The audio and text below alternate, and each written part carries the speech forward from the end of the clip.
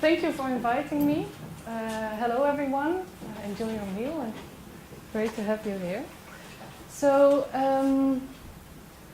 I work as an artist research in the field of fashion, and I'm mostly interested in clothing as material objects and the interaction between clothing and fashion as a system of value production. And so I don't do this often in English, so I might do some reading from the paper. I hope you don't mind. But so I was in touch with Barbara about my latest project, dictionary dressings. But before I tell you about dictionary dressings, I want to go back to the starting point of this project, and that's this essay. It's called Fashioning Value, Undressing Ornament. I have it with me if you want to look at it. But that's what the project started with. And this essay, it started from an interest in symbolic values, brand identities and brand values as they are constructed within fashion. Because in my master's studies I found this focus, this interest in these fashion strategies. It was a master about fashion strategies. So I got this interest in brand identities, and I noticed how dense these fashion brand identities are with values, with symbolics, with emotions, especially in the experience economy, where a lot of things are aimed at creating emotional values. And I want to start with showing a short clip to illustrate how this takes place, how this can take place. Let's see. I'll have to go here, and then this is another clip that I'll show later. So this is a clip from Chanel. It's a short and like a marketing clip. Let's see if it works.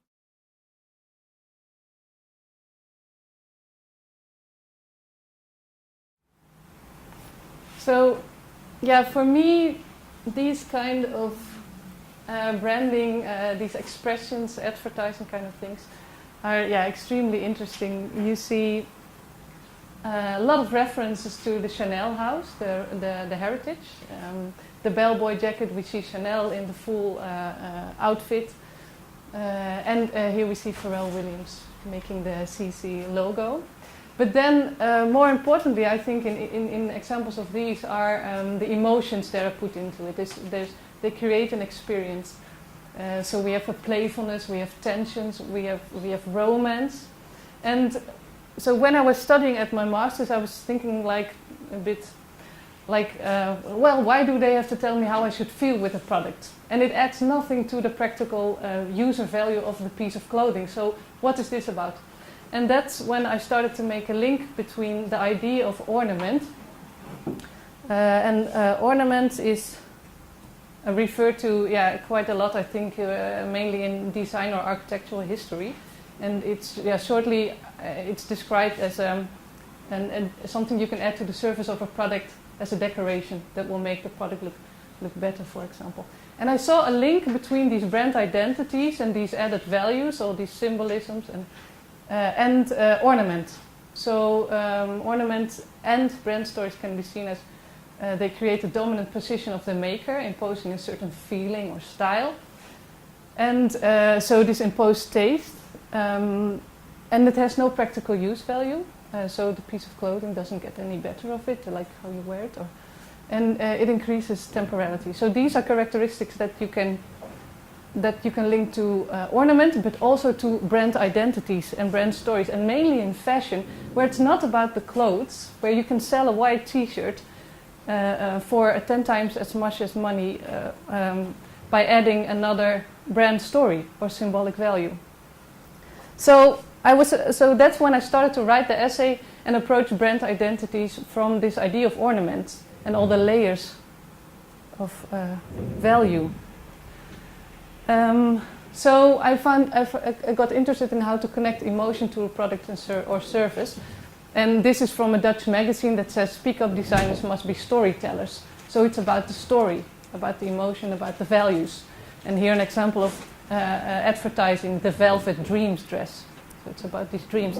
And here an important source for me was And I think there aren't many students, I think, but it's really good to see it as a student, The Century of the Self by Adam Curtis. Does it ring a bell? Yeah.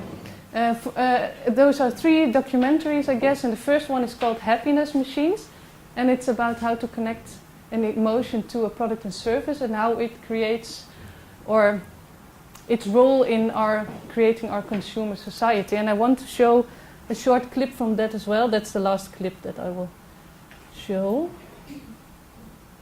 And it shows Edward Bernays. He is seen as the founder of PR, and that is what we could call branding today.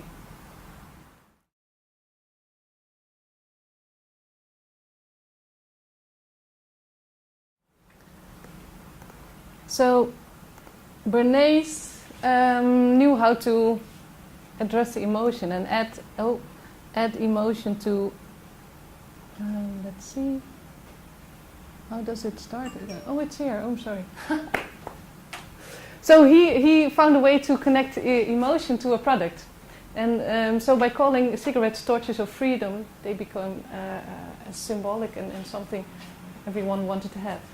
And this is, I think, at the core of our branding system today as well. And so you could see this idea of adding symbolism to a product, to a material product, as adding an ornament. You could call this a decoration that you can add to anything. But not a literal ornament, but a symbolic ornament. And today, within the experience economy, we see a lot of happiness or joyful emotions added to products. So I was wondering, is this also an ornament? Can we approach this as an ornament? Because it has the same qualities as a literal ornament. And then again, I also thought, is this really just an adjustment? Is it a decoration? Or has it become the essence of the fashion industry? Does it start with symbolism? Because in many advertising things, we don't see the product even. We see emotions and stories. And so here a quote from Tom Ford: "Remember that our customers do not need our clothes, and the question is, what do they need? Do they need this feeling that the brand gives you?" Again, the Velvet Dreams dress. And Nike, this is a quote from Naomi Klein, our logo, has even says, the product is not the essence anymore, it's actually a tool to the most important marketing tool. So it's not about the material product, but about the feeling or the brand identity. So it has this identity, this symbolic value ornament become the commodity. And within fashion, that would explain also the degrees of quality in clothing, because the question is, where lies the focus within fashion? So for me, because I had this kind of anger, of course, like how come brands tell me how to feel with a product, and it does nothing good for the practical use value of a piece of clothing, and it stimulates obsolescence. So I was quite angry about the whole thing, and I was wondering, how can I strip these value ornaments from clothing? And Kawamura, she writes, if fashion encompasses the value added to clothing, could this process be reversed and strip clothing of fashion, decoded and decommodified? So that was that is something that really intrigues me. So I'm always looking at these layers that are added to clothes or many objects that surround us actually, and how can we undress it? Not to find a kind of essence or core, but just see what happens, which layers are there and what happens. And if these brand identities, and this is when I make this step to dictionary dressings, the project that came from the essay. So the essay is very theoretical, and after that there's a more practical approach actually. And I found, these brand identities are mostly communicated within advertising. That's when they are made visual. We can see them and we connect to them.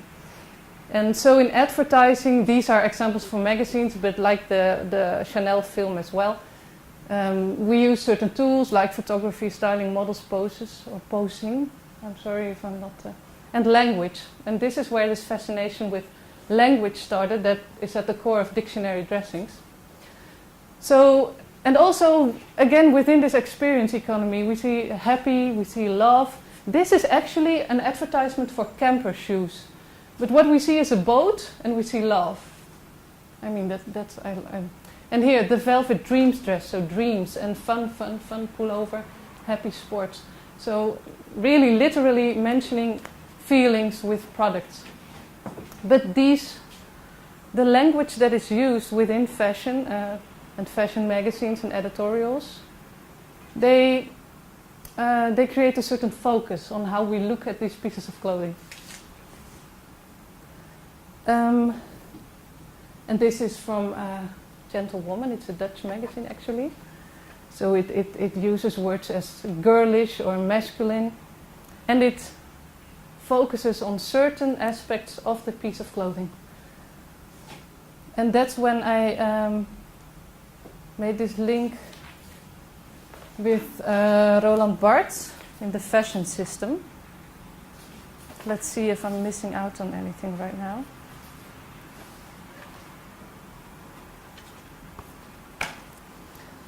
So, the described garment is a fragmentary garment, as I mentioned. It creates a certain focus in relation to the photograph. It is the result of a series of choices or of amputations. So in the soft Shetland dress with a belt worn high and with a rose stuck in it, we are told certain parts, the material, the belt, the detail, and spared others, the sleeves, the collar, the shape, and the collar. As if the woman wearing this garment went about dressed only in a rose and softness. And if we relate to these previous, as if this man was dressed in fun. This is because, in fact, the limits of written clothing are no longer material limits, but limits of value.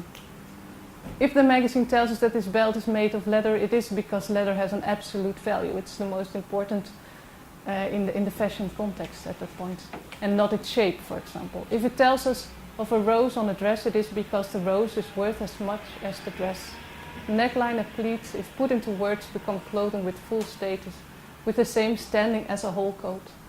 Applied to clothing, the order of language decides between the essential and the accessory.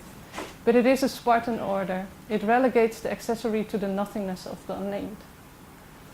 So I was interested in, when do you decide what to mention or how to describe a garment? When how does it decide what it is?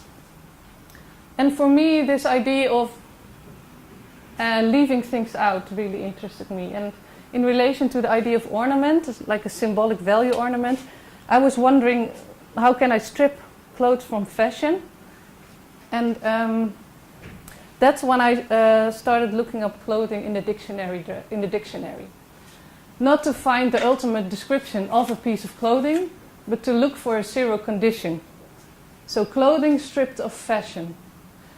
And what happens in the dictionary, this is a description from an online Dutch dictionary, literally translated.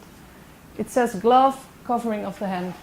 So it leaves out all the non-essentials, or the ornaments as we could call them, like style, symbolism, sphere, experience and emotion, amputated and turned into gaps through a Spartan order of rearrangement. So for me, this was a way to strip clothing of fashion and just see, like, okay, so if glove is covering of the hand, then what could it actually be? And for me, it opened up a new way of looking at clothes. Stripped from fashion. So what I started to do was, I started with newspapers because I saw it as a source of unstyled imagery. I know newspapers and photos are never completely objective, or how do you say it? But it was the most unstyled or fashion-related imagery that I had at hand. And what I did was I looked through these newspapers with these zero conditions of clothing in the back of my mind. So covering of the hand. And this is how I started collect images of hands being covered. And I had quite some fun while doing it because it's actually a bit absurd. I mean, sitting on your hand is covered. Is your pair of trousers a glove? I mean, it's a bit crazy, but it does, for me, led to opening up a new fashion vocabulary and questioning without referring to our fashion history, which is dense and full of this symbolism and shapes. I mean, a glove, we all have an image with a glove, but how can we let go of it? And this is, for me, a way to do so. So I started an image archive. Well, this hat as well. Or a towel. And you can also see, I also, like glove, covering of the hand is not only an object, but it's also an action. So I also started looking in novels and see actions described of how hands can be covered. This is an example of scarf. Elongated piece of cloth worn or carried around the neck. So bow tie is actually also an elongated shape and it's worn around the neck. This is an example of, that's what we had the discussion, or the language thing. It is really interesting because it was quite hard to translate the definitions to English. This is muts, it's hat, and it's loose headwear, like you wear in the winter, which is knitted. We call it a muts. And I translated it into, or I translated it into flabby headwear. But then you said this is related to bodies. Yeah, so that's quite funny. So now we made it into loose headwear. But then again, it can be a football player or soccer player wearing a shirt over his head. Is that a muts? And how does it create new shapes or new ideas about clothing without referring to our fashion history? Covering of the legs, pair of trousers. And well, what happened at a certain point, I had this whole archive, and there were recurring questions coming forward about placement, size, material, and relation to the body. So I categorized them under these themes. And that was actually the point when I thought this is not only just an archive, but it's also it can be used as a method, as a design approach. And that is when I decided to approach designers or artists and ask them to work with the approach. So what I asked from them was mainly to see how they connect their practice to this idea of this zero condition in language, in these these clothing definitions. Sometimes they chose a specific definition. This is the definition of trui, which is sweater, that is knitted a piece of clothing for the upper body, which leaves, again, a lot of room. It says nothing about the sleeves. You really wrote this nice short reference to this idea that it says nothing about the sleeves or how many holes there are or how you should wear it, etc. That is all created, of course, in our... And it makes sense. It makes sense that it has certain holes at certain places, but it's good also to question it. And so this designer, her name is Connie Groenewegen, she decided to play with this knitted piece of clothing in front of for the upper body. She's a knitwear designer. So we did a lot of experience. I modeled. But so you start to play with the idea of positioning or how to wear it and how to relate to this piece of clothing without having these fashion references, but really the relation to the body. And for her that was really, it opened up possibilities. So I also documented the process. So we started mapping, like, okay, what is a knitted piece of clothing? I mean, there are many options then. I mean, t-shirt is also knitted, but really refined, for example. And then reconsidering, and those are, so certain stages. And it's in the book, by the way. And these were some of the results. Making new holes in clothes, wearing things upside down or the other way around. This is actually a legging, which we opened up and put new, how do you call boardjes? I don't know. Yeah, yeah, It's just a metal. yeah. And we placed it on another spot.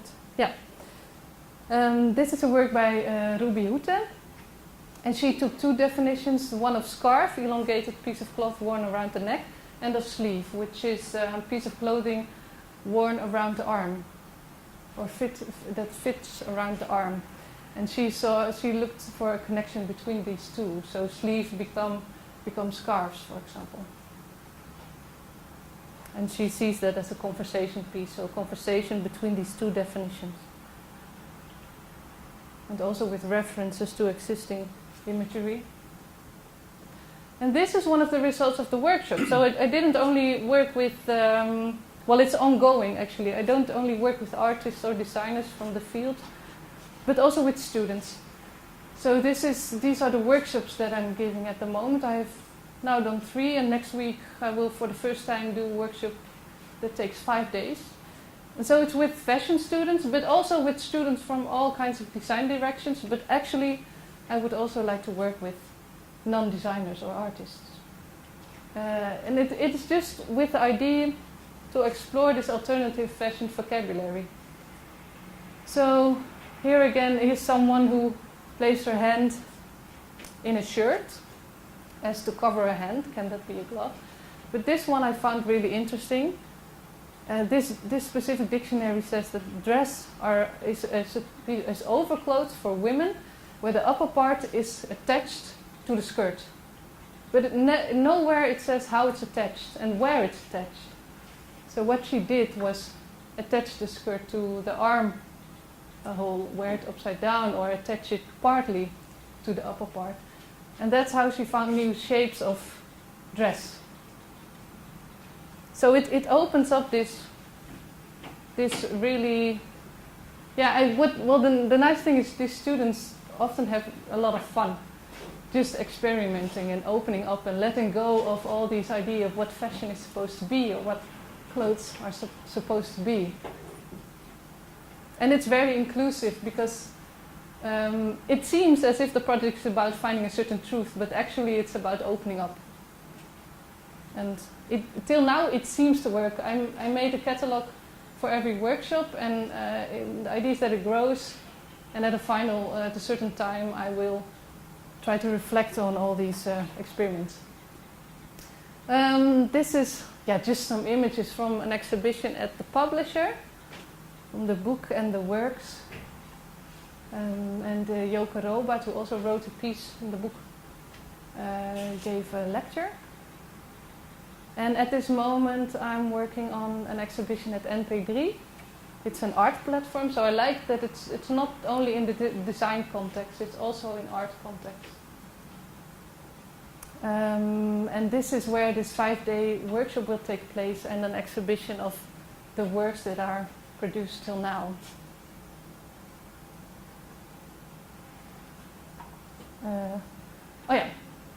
So to wrap it up, let's see, what's the time? Oh, that's good, I think. So by proposing the rereading of a dictionary definition, a zero condition, as a process of making, dictionary dresses initiates a shift in perspective from design as a result of trends and style towards an inclusive and emancipated space that is open to experiment. That's the goal. That's what I'm hoping that will happen. And well, as you see, for me, the link between theory and practice is really important, is essential. I have a background as a fashion designer and as fashion strategy student. And for me, it was really nice also that this time text isn't used as a way to reflect or describe, but as a way to start making. So to turn that process around also. But for me, it's an ongoing process. Soon the website will be online, and I will try to keep on posting new insights, workshop results. And I have this is an exercise that I do sometimes after a lecture, to describe your clothes, to let someone else describe your clothes. Think about the words you use. What gaps or amputations do you make? And then analyze one piece of clothing, look it up in dictionary and see what happens. That was it. Thank you.